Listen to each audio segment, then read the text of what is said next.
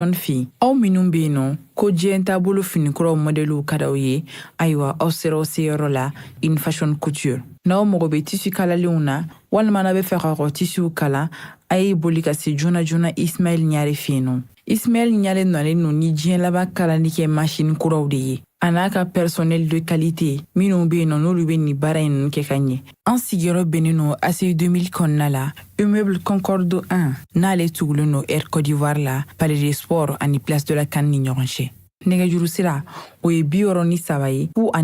99 ani 99. In Fashion k'aw ye togo ɲɛ. In Fashion ni aw mago bɛ qualité la. In Fashion ko k'aw bisimila kunnafoni gafew kɛnɛ kan.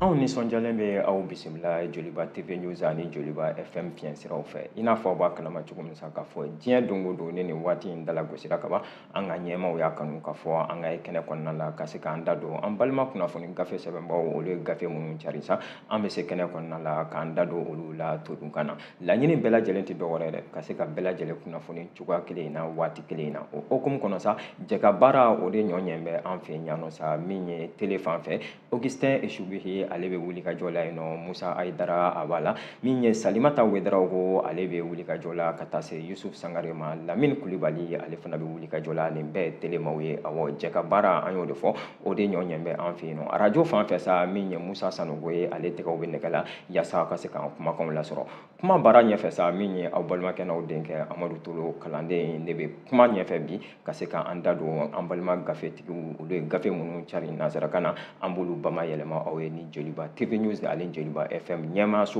olu ka kɔlɔsili hokumu kɔnɔna la. O hokumu kɔnɔ sa an b'a fɔ don bɛɛ ŋana o si man ca, bi gafew bɔra bari gafe minnu ni an y'o sɔrɔ an bolokɔrɔ yan nɔ sa gafe fila pe don. O ti dɔwɛrɛ ko ye Nouvelle Horizon ale bɔra, a sera kɛnɛ kɔnɔna la yan nɔ min ye Les Échos welewele a fana sera kɛnɛ kɔnɔna la. Sanga dama dama kɔnɔ sa an b'an wakiliw kɛ nin gafe filaw ye sa ka se ka u kɔnɔ kumaw ka olu bamayɛlɛma o ye todun kan na yaasa faamuyali bɛ sɔrɔ. Yani kuma ka caya kisɛ ka k'a la sa an b'a daminɛ ni Nouvelle Horizon ye kɛ. Nouvelle Horizon a ye bɔli kɛ, a da bɛ waleya belebeleba saba la bi an ye waleya minnu sugandi a kɔnɔna la. A da bɛ waleya fɔlɔ min na sa Nouvelle Horizon u ka bi bɔli la sa u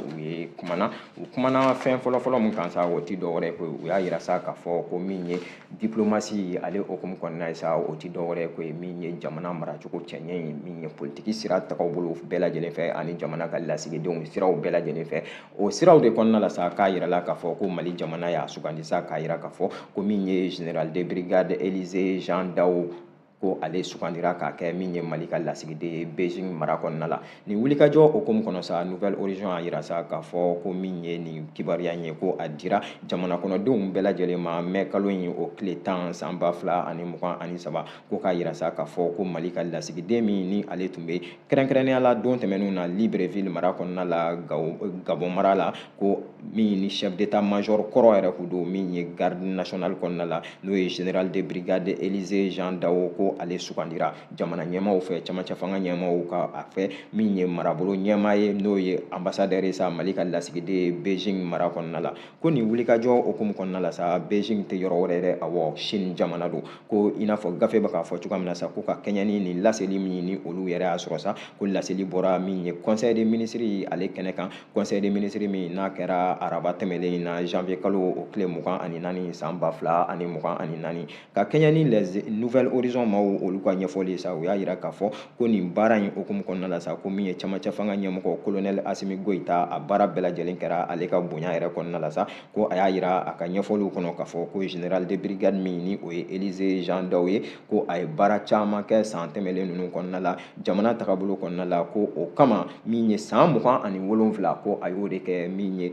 ɲɛmaaya la finitigiya tagabolo kɔnɔna la garde nationale ale hokumu kɔnɔ ko o bonyamasegin hokumu kɔnɔ sa min ye k'a kɛ lasigiden colonel Asimi Goïta a ka ɲɛfɔli don k'a kɛ jamana ka lasigiden jamana damadamaw kɔnɔna la sa ko ale ma fiɲɛsi ye o la k'a sababu kɛ maa de don maa min ko ni a lakodɔnnen don ka tɛmɛ a y'a yira sa k'a fɔ ko min ye Mali jamana ko ale ka lasigiden minnu ni olu bɛ jamana kɔ kan don tɛmɛnlenw kɔnɔna la min ye Abidjan mara ye n'o ye Côte d'Ivoire kɔnɔna ye sa ko nin maa kofɔlen ye n'o ye Jean Daw ye sa ko a ye wulikajɔ caman kɛ yen nɔ hakililajiginna gafe y'a yira sa k'a fɔ ko maa de don maa min ni a ye kɔmandanya kɛ ka tɛmɛ a ye baara caman kɛ o baara minnu ni a y'olu kɛ finitigiya hukumu kɔnɔna la sa ko maa ma tigɛ a la o hukumu kelen in kɔnɔna de la min ye camancɛ fanga ɲɛmɔgɔw ye ko u ye nin wulikajɔ ta ka ɲɛsin chef d'état major de garde nationale in ma ka a sigi sen kan k'a yira k'a fɔ ko ale bɛna kɛ Mali lasigiden Beijing mara kɔnɔna la an bɛ don min na i ko bi n'o bɛ Chine fan fɛ a yirala sa gafe ka ɲɛfɔli la halisa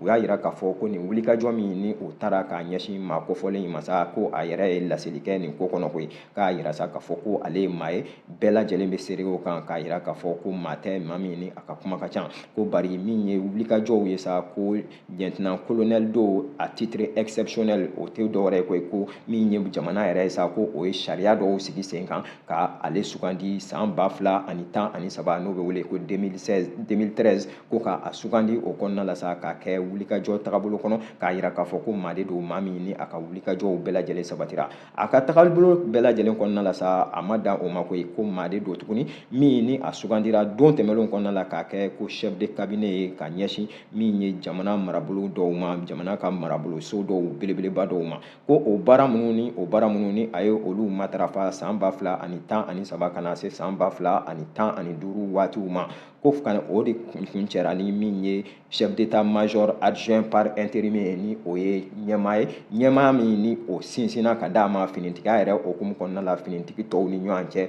ko o baara fana a y'o se a danna san 2016 maa kofɔlen in gafe bɛ ka a ka baaraw de ɲɛfɔ k'a yira k'a fɔ ko balalen tɛ k'a sababuya kɛ ko ani sigiyɔrɔ in ka kan o hukumu de kɔnɔna la sa ko min ye camancɛ fanga ɲɛmaa ye colonel Asimi Goyita ko a ye danaya ta ko kura ye k'a ɲɛsin min ye nin maa kofɔlen in ma maa jumɛn ko don kɛrɛnkɛrɛnnen la sa k'o ye Jean Daw ye k'a yira la sa k'a fɔ ko maa de don maa min ni jamana ɲɛmaaw n'u ye danaya min n'u y'a kalifa la sa a yɛrɛ y'a dugawu kɛ k'a ɲini jamana kɔnɔden bɛɛ lajɛlen fɛ sa a ka baara kura ninnu maaw ka a dɛmɛ a kɔnɔna la ko k'a sababuya kɛ bolokɔni kelen o ti bɛlɛ ta fasiri an y'a bɔ min ye Nouvelle Horizon kɔnɔna la Mamani Ture a ka fasiri don aw bonya b'a la.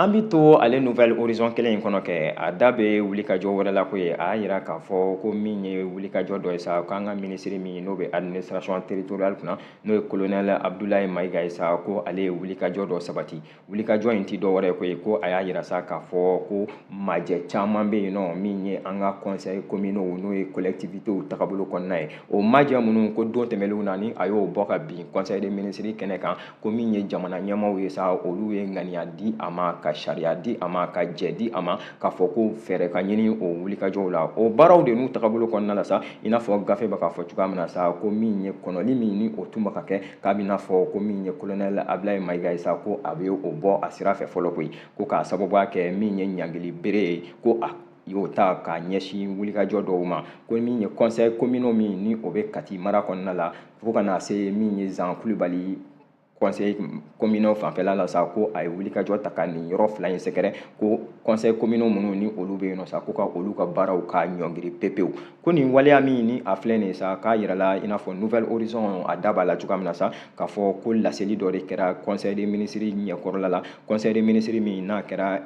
tagabolo kɔnɔna la sa tagabolo min kɔnɔ n'u ye sariya di ministre ma k'a fɔ ko a ka wulikajɔ sabati nin ko kɔnɔna la k'a ma dan a kelen ma koyi ko k'a sababuya kɛ a ka nin wulikajɔ la Nouvelle Horizon ka ɲɛfɔli la sa a ye jɛkulu de sigi jɛkulu min ni o ye jateminɛ belebeleba kɛ min ye an ka collectivités olu ka baaraw tagabolo la kɛrɛnkɛrɛnnen la u ka gestion financière o tɛ dɔwɛrɛ ye ko ye musakakow bɛ donna bolo minnu fɛ ka bɔ bolo minnu fɛ ko o hukumu de kɔnɔna la sa i n'a fɔ Nouvelle Horizon b'a fɔ la cogoya min na ka bi bɔli la sa k'a taara wolo fɛn na ka taa ye k'a fɔ ko majɛ caman bɛ yen min ni an ka conseil communaux ni olu da bɛ o majɛw kɔnɔna la ni o majɛw bɛ ka ye musakako tagabolo kɔnɔna la o waleya de hukumu kɔnɔ sa ko min ye gafe ye sa i n'a fɔ u bɛ k'a fɔ cogoya min na sa ko ministre min n'o bɛ administration territoriale ni décentralisation kunna n'o ye colonel Abdoulaye Mayiga ye sa ko a ye nin wulikajɔ in sabati wulikajɔ min kɔnɔna la sa ni a nana wolo ka min ye ɲagili bere ye ka o yɛrɛ ta koyi ko ka maa dɔw sɛgɛrɛ u ka sigidaw la ka maa dɔw sɛgɛrɛ u ka baaradaw la mairie kɔnɔnaw ni min ye conseil de région kɔnɔna la ko o baara minnu ni olu sabatira minisiri fɛ sa ko a nana wolo fɛnna min ye Kati mara kɔnɔna k'a yirala k'a fɔ ko conseil communaux min ni o bɛ Kati mara kɔnɔna la Kulukoro mara la kɛrɛnkɛrɛnnenya la yɔrɔ min n'a bɛ wele sa ko Zan Kulibali région de Diohila o fana kɔnɔna la sa ko ɲangili bere a y'o ta ka nin yɔrɔ maa ninnu bɛɛ lajɛlen sɛgɛrɛ o wulikajɔ ninnu de hukumu kɔnɔna la sa ko olu ka baaraw an bɛ don min na i ko bi k'a nana ye k'a fɔ ko insuffisance b'a la wa dysfonctionnement b'a la o tɛ dɔwɛrɛ ye koyi majɛ caman ye bɛ u ka baaraw tagabolo kɔnɔna la wa baara ninnu yɛrɛ kan ka don sira minnu fɛ ka bɔ sira minnu fɛ o fana lakodɔnnen tɛ o ko kɔnɔ o de kama sa ko min ye minisiri yɛrɛ ye sa ko a ye nin ŋaniya in ta ani gouvernement maaw u ka jɛ ka fɔ la sigikafɔ min n'o kɛra conseil des ministres kɛnɛ kan conseil des ministres yɛrɛ hukumu kelen in kɔnɔ k'a ma da o ma ko a y'a yira sa k'a fɔ don tɛmɛnlenw na n'i y'a jateminɛ nin ɲɔgɔn wulikajɔ kelen in ko a tun ye a sabati ka ɲɛsin faba yɛrɛ ma yan nɔ Bamako district kɔnɔna la kɛrɛnkɛrɛnnenya la marabolo 2nan n'o bɛ wele ko commune 2 ka na se marabolo 4nan ma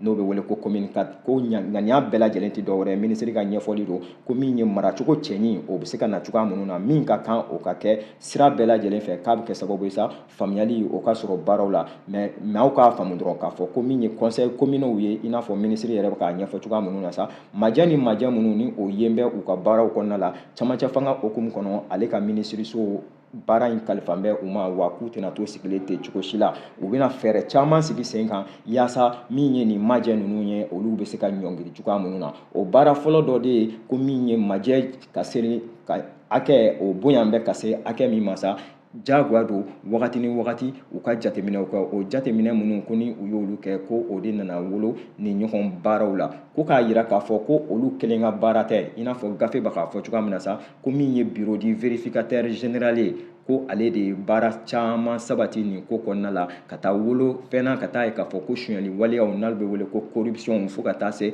waleya wɛrɛw ma minnu ni o t'a dɔ ye cogo si la ko olu tan bɛ ye min ye conseil communaux olu ka baaraw tagabolo kɔnɔna la conseil de cercle ninnu kɔnɔ ka taa se mairies kɔnɔna ma ko o waleya ni o waleya minnu filɛ nin ye yaasa ka se ka jɛyali waleya nati o ko kɔnɔna la k'a tɛ taa cogo si la ni min ye ɲangili waleyaw ye ni o ma ta minisiri ale ka ɲɛfɔli la a ko k'a bɛ kuma bila ni yɔrɔ min ye nin waati in kɔnɔna la maaw k'a faamu k'a fɔ musaka minnu ni olu bɛ k'a fɔ ko majɛ don o musakaw ko a bɛ ɲini wajibi a donna sira minnu fɛ o ka dɔn a taara sira jumɛn fɛ a kan ka baara cogoya minnu na a ka segin o baara cogo kelen ninnu na ko n'o ma kɛ kaban min ye porte parole du gouvernement ye sa n'o ye Ablaye Mayiga ye sa ko majɛ minnu bɛ yen nɔ ɲangili o baara o de wulilen bɛ an bɛ don min na i ko bi fasiri an y'a bɔ min ye Nouvelle Horizon kɔnɔ Moribafin Kamara ale ka fasiri don aw bonya b'a la.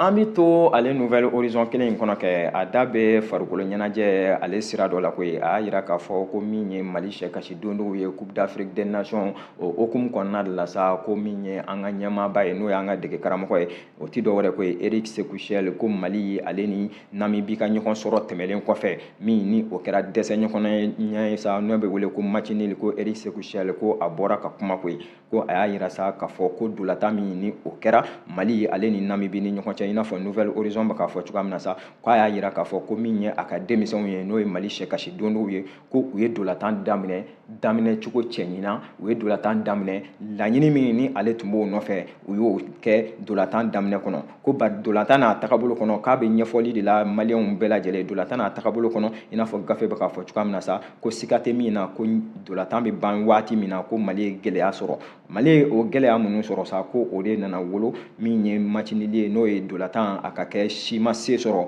a ka taa wolo o la a y'a yira gafe y'a yira sa k'a fɔ ko hali ni ka sɔrɔ o dolatan in min ye Mali ale ni Namibi ni ɲɔgɔn cɛ ko a banna fu ani fu la ko bari ko Mali ko ale tora ɲɛmaaya la a ka bakuruba la bakuruba min n'a bɛ wele ko bakuruba E ko n'i y'o jate minɛ sa ko min ye Mali ye ko a b'a ka sen bɔ k'i kunda kɛrɛnkɛrɛnnenya la 8e de finale ale hukumu kɔnɔna ma ko n'i y'o jateminɛ sa ko ka kɛɲɛ ni min ye o laseli de ye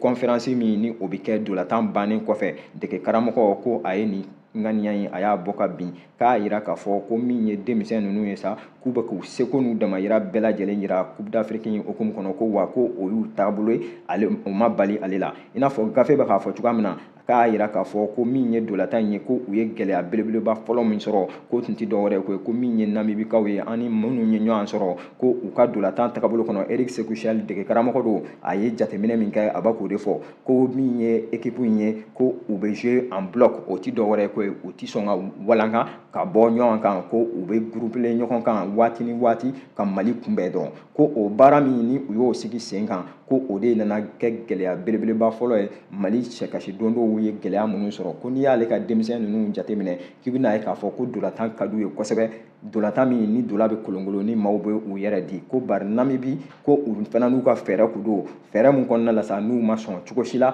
ka dola ka o yanga ka o bonya ko o baara min ni o filɛ nin i n'a fɔ gafe bɛ k'a fɔ cogoya min na sa Eric Sékou Chel a ka ɲɛfɔli la ko a y'a yira sa k'a fɔ ko min ye ni maaw ye dolatan in yɛrɛ jateminɛ kɛrɛnkɛrɛnnen la a bɛ dolatan in de ɲɛfɔla koyi awɔ ko ni maaw ye dolatan in jateminɛ Mali ni Namibi ni ɲɔgɔn cɛ ko kɛrɛnkɛrɛnnenya la min ye sanga 70nan waatiw ye n'aw bɛ wele ko 70e minute ko Mali ye dola dɔ sɔrɔ o dola kɔnɔna la sa ko gɛlɛya dɔw nana o gɛlɛya ninnu ni olu nana ko kɛra ka ale wajibiya dege karamɔgɔya yɛrɛ hukumu kɔnɔna la a ka yɛlɛma bolo don min ye cɛdenw na ka yɛlɛma bolo don dola tacogo la n'an b'a wele ko système de jeu ko o baara min ni o kɛra ale ka faamuya la k'o nana kɛ tare Mali yɛrɛ bolo koyi ko k'a sababuya kɛ k'a daminɛ min ye miniti 70nan na ko fo ka taa fɔ dolatan kuncɛ la sa ko Mali de tun ka yanga ka bon min ye Namibi kan ɲinifɛn o kɛra sɔrɔ fɛn ye ko k'a sababuya kɛ Mali tagakun yɛrɛ bɛɛ lajɛlen ye nin dolatan in na an kana ti cogo si la n'an ma ɲɛ kan tɛ sebaya sɔrɔ a ka kɛ min ye kurutila ye an ni ɲɔgɔn cɛ yaasa Mali bɛ se ka ye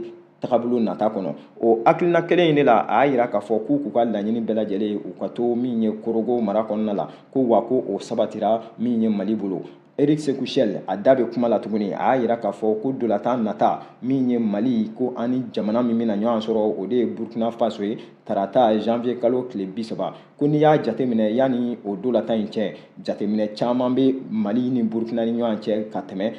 ko o tagabolow kɔnɔna la ale n'a ka fɛɛrɛ Burkina n'a ka fɛɛrɛ journalistes bɛɛ lajɛlen a ka di bɛɛ lajɛlen yanni dolatan ka kɛ ɲɛfɔli caman kɛ bari ko maliyɛnw k'a faamu dɔrɔn k'a fɔ ko nin waati in kɔnɔna la ko ni sphère ta diɲɛ yɛrɛ bunakun kan kunnafoni ko tagabolo kɔnɔna la ko fɛsɛfɛsɛli caman bɛ yen minnu ni olu man kan ka di k'a sɔrɔ dolatan yɛrɛ ma ban ko bari bɛɛ lajɛlen k'i hakili kɛ kelen an k'an sigi k'a lajɛ ko jateminɛ kɔnɔna la an bɛɛ lajɛlen ka dugawu kɛ ni ala m'an ka jɔnya jɔ an na ko Mali Eric Sékou Chel ale ka laɲini kɔnɔ min ye denmisɛnw olu ka ŋaniya kɔnɔna la ka na se maliyɛnden bɛɛ lajɛlen ka ŋaniya ma ko Mali ko a bɛ se sɔrɔ Burkina Faso kan ko Burkina Faso kelen tɛ ko jamana o jamana bɛ Coupe d'Afrique in kɛnɛ kan a bɛɛ lajɛlen tagakun ye jɔnjɔn ko de ye ko wa Mali fo ka taa fɔ mun kɛra sa k'u bɛ jɔnjɔn u b'o de ɲinina an bɛ don min na i ko bi ko ti ko dogolen fasiri min ye Alpha So ale ka fasiri don a bɛ Nouvelle Horizon kɔnɔna la a ka bi bɔli aw bonya b'a la.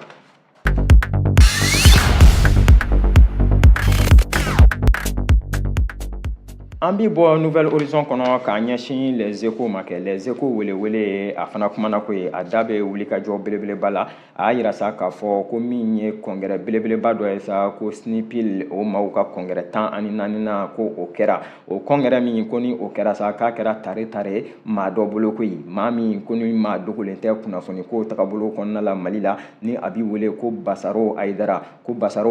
ko ale de sugandira min ye SNIPIL maaw fɛ san 5 hukumu kɔnɔna la ko SNIPIL ye jɛkulu min n'a bɛ kunnafoni kow bɛɛ lajɛlen kunna min ye Mali kɔnɔna la an bɛ don min na i ko bi ko min ye nin lajɛ in ye sa ko a kɛra kɛrɛnkɛrɛnnenya la janvier kalo in ale tile 25 san 2024 u ka ta ko sigi ka fɔ 14nan o ku don laɲini kɔnɔna la ko o baara minnu ni o sabatira sa ko baara in kɛra bonya kɔnɔna la baara in kɛra maabaw ɲɛna maaba minnu ni olu tun bɛ kunnafoni ko yɛrɛ bunakun bɛɛ lajɛlen kan hali minisiriso maaw ko olu tun bɛ yen nɔ a kɛnɛ kan sa ko ɲɛfɔli caman kɛra biro tɛmɛlen ye baara minnu kɛ ka na se min ye laɲini minnu ni o bɛ ka kɛ ka ɲɛsin biro kura in ma ko o de hukumu kɔnɔna la sa ka na baara kuma dafa baara la ko min ye Basaro Ayidara ko ale sugandira biro kura fɛ k'a fɔ ko ale ka kɛ ɲɛmaa ye o baara min ni o di bɛ a ma sa ko a yɛrɛ ye laseli kɛ ko ye a ma to da de ko a y'a yira sa k'a fɔ ko doni de don doni min ni a dira a ma wa ni ala m'a ka jɔnya jɔ a la sa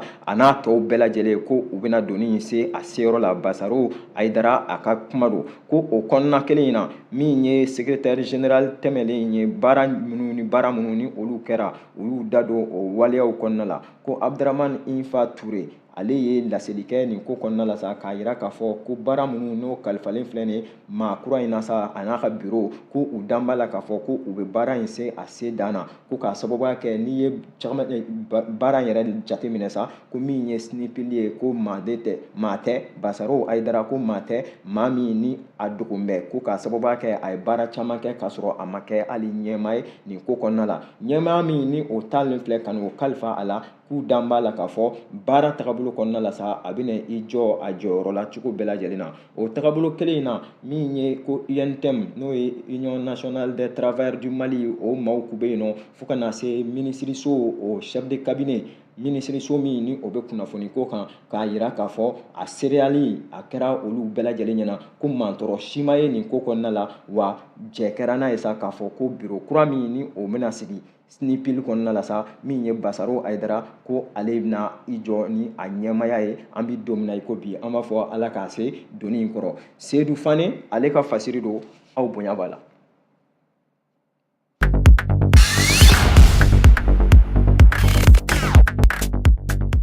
E ko an bɛ kunnafoni datugu ni nin yɔrɔ in ye kɛ a yirala k'a fɔ ko lakana okumu kɔnɔna la sa halisa les Echos welewele don ko lakana okumu kɔnɔna la ko min ye atelier belebeleba ye sa ko o kɛnɛ o sigira min ye kalanmɔgɔw ka jɛkulu belebeleba dɔ fɛ ko nin baara min ni a kɛra sa ko a kɛra min ye DSC o maaw ka kɔlɔsili kɔnɔna la ko a baaraw tagabolo kɔnɔ min ye kalandenw ye ka na se kalandenw ka lasigidenw n'o y'u ka représentanw ye ka na se somaw ma kalanden somaw ma ka na se karamɔgɔbaw ma ko olu bɛɛ lajɛlen yera a kɛnɛ kan koyi ko da donna waleya jumɛn na k'o ti dɔwɛrɛ ye koyi ko min ye ka jɛ ka sɔn waleyaw ma waleya minnu ni olu de kan ka ye kalanko tagabolo kɔnɔna la don nataw kɔnɔ Mali fantan ani naani bɛɛ lajɛlen na ko ŋaniya kun ye o de ye ko min ye karamɔgɔw ka lasigidenw ye kɛrɛnkɛrɛnnenya la maa dɔ tɔgɔ bɛ fɔlen yan min ye Isufi Ture ko ale ye ŋaniya ta ka ɲɛfɔli kɛ ka ɲɛsin min ye nin atelier belebeleba in ma ko lajɛ in ko don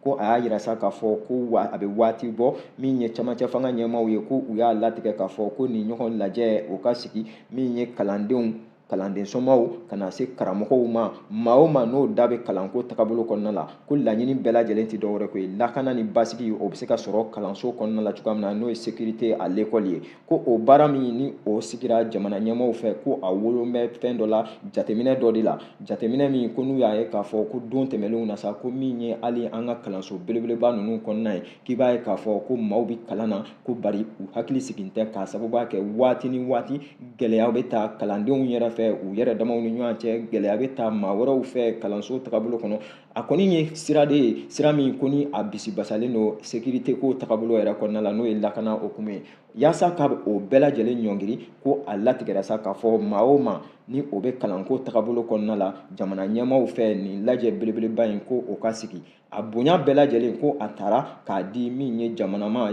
damadama kɛrɛnkɛrɛnnenya la Norvège gouvernement ka na se Argentine gouvernement ma fo ka na se min ye jamana wɛrɛw ma ko olu ka don Mali jigikɔrɔ nin sigikafɔ ninnu okumu kɔnɔna la min ye a musakakow n'a ɲɔgɔnnaw ye o waleya de okumu kɔnɔ i n'a fɔ Nouvel Horizon les Echos welewele don a b'a fɔ la cogoya min na u y'a yira sa k'a fɔ ko o baaraw sinsinna a sinsinnen okumu kɔnɔ sa ko wolo nana kɛ mun na k'a ye k'a fɔ ko don nataw kɔnɔ a kana bali maa la min ye an ka sanfɛ kalanso ninnu ye ŋaniyaw bɛna ta ka ɲɛsin o kalansow ma min ye bingani waleya minnu ni kalandenw yɛrɛ dama waati ni waati ni b'o olu ta ka ɲɛsin u yɛrɛ damaw ma n'u b'o ta ka ɲɛsin karamɔgɔw ma walima maa wɛrɛw minnu yɛrɛ n'u ti kalanko yɛrɛ bunak'u kan fɛsɛfɛsɛ olu kana kɛ maaw ye maa minnu n'u bɛna don kalanso espace kɔnɔ k'a ɲini k'a fɔ k'u bɛ majɛ kɛ maaw la maa minnu ni u ka wulikajɔ bɛɛ lajɛlen tɛ dɔwɛrɛ ko ye kalan bɛ se ka sinsin cogoya minnu na ko nin ɲɔgɔn waleya i n'a fɔ gafe bɛ k'a fɔ cogoya min na ko n'a tun ma kɛ fɔlɔ a tun ka kan a ka sigi sen kan wa nin fɔlɔ min ko ni o kɛlen filɛ nin sa gafe bɛ wele de bila la ko u ka laɲini bɛɛ lajɛlen o bɛ se ka kɛ cogoya minnu na ka to k'a sinsin Mori Keyita ale ka fasiri don aw bonya b'a la.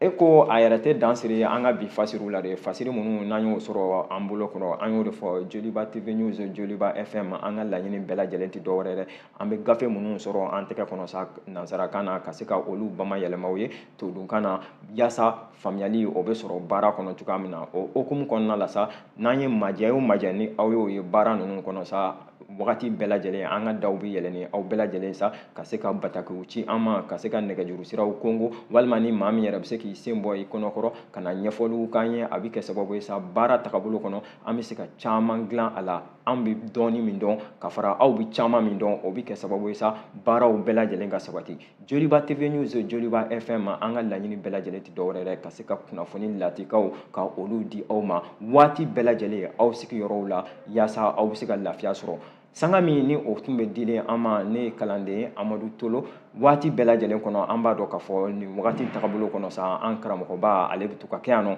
n'o ye Amadu Jalo ye bi ale ma kɛnɛ lasɔrɔ sa o hukumu kelen in kɔnɔ an bɛ foli di aw bɛɛ lajɛlen ma ka tasibila belebeleba ta ka ɲɛsin min ye an karamɔgɔba in ma n'o ye Musa Temine an b'a fɔ Musa Temine ka bɛɛ lajɛlen ladɔnniya tuguni aw k'an dɛmɛ ni dugawu ye min ye an woloba ye sa an ba ni o ye Musa Temine ale ka musokɔrɔba ye sa ala ye lahara sɔn sumaya ale ye ale miniji dɔgɔyara kununko yɛrɛ an b'a fɔ sa n ko fure bɛɛ lajɛlen ala ka lahara sɔn sumaw ye ka alijɛnɛya ka o nɔgɔya ni ala m'an ka jɔnya jɔ an na an bɛ ɲɔgɔn sɔrɔ yan don nataw kɔnɔna la an b'a fɔ bɛɛ lajɛlen ye wasalam. Nin kun ye kunnafoni gafew ye ni InFashion ka dɛmɛ ye an sigiyɔrɔ bɛnnen no ACI 2000 kɔnɔna la immeuble Concorde 1 n'ale tugulen no Air Côte d'Ivoire la Palais des Sports ani Place de la CAN ni ɲɔgɔn cɛ nɛgɛjuru sira o ye 63 ye 02 99 ani 99 InFashion k'aw ye togo ɲɛ InFashion ni aw mago bɛ qualité la